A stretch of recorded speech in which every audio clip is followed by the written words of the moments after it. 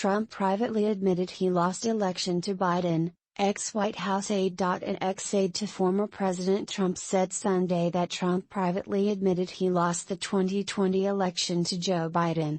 Driving the news, Alyssa Farr Griffin, the former White House Director of Strategic Communications, said on CNN's State of the Union that Trump blurted out watching Joe Biden on TV, "Can you believe I lost the big picture?" The January 6 committee seeks to prove in a series of public hearings this month that the former president tried to overturn the election knowing that he lost. The former Trump aide is the latest in a series of former White House officials to contradict Trump's false claim that the election was stolen.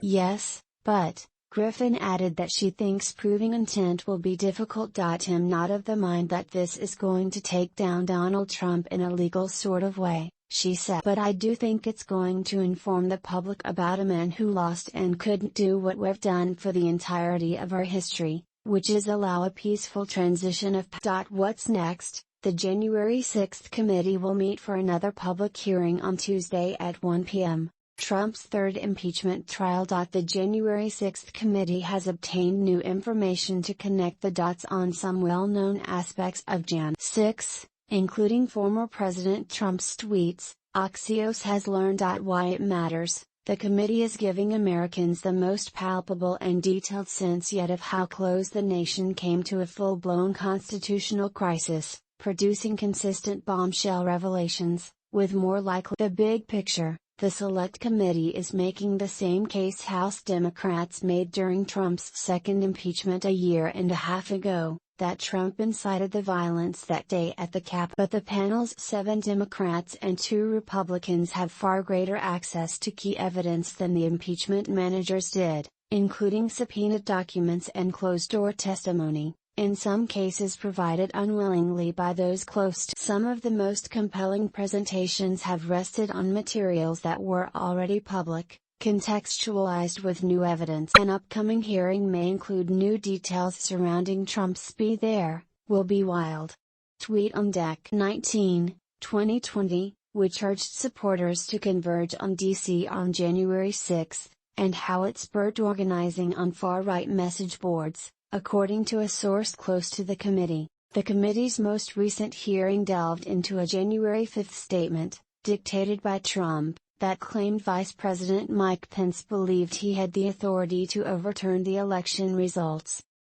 Details: the hearings have developed more detail about some extremists' intent to harm or kill lawmakers. They've shown how close they came to potentially harming Pence.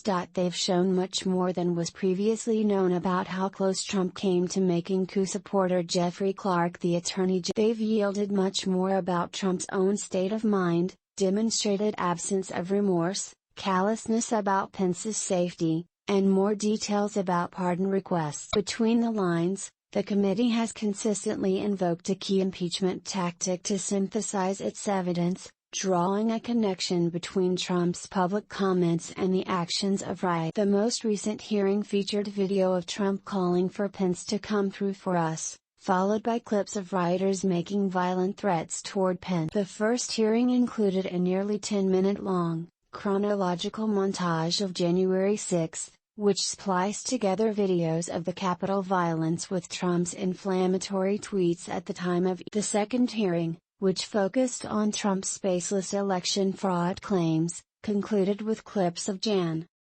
6 rioters echoing his claims.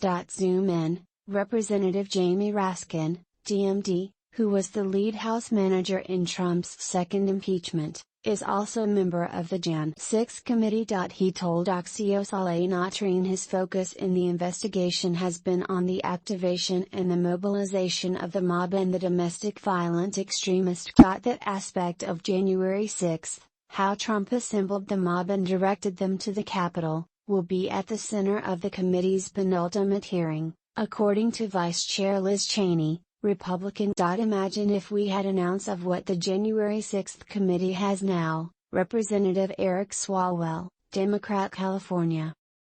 One of the House impeachment managers, told Axios Margaret Talev. When we tried Trump in the Senate, many of the windows at the Capitol were literally still shattered, he recalled.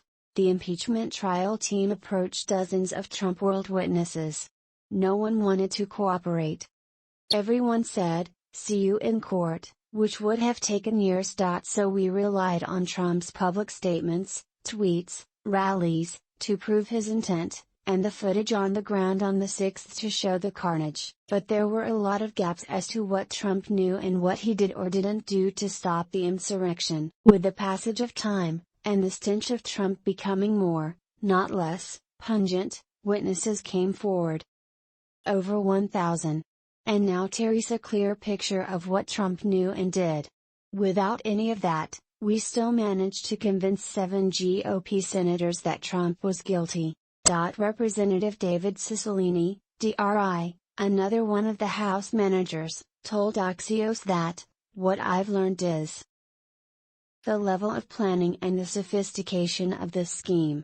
He said it demonstrates unequivocally the president was responsible for the events of Jan. 6,